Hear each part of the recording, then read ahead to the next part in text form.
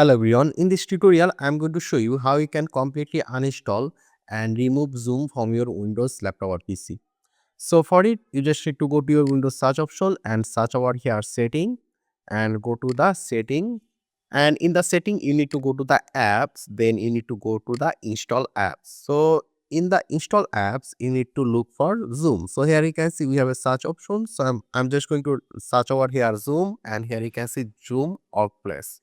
So I'm going to click on this three dot, then click here uninstall, click on uninstall again, and here you can see uninstall. So I'll just click here uninstall and it will start uninstalling Zoom from our system.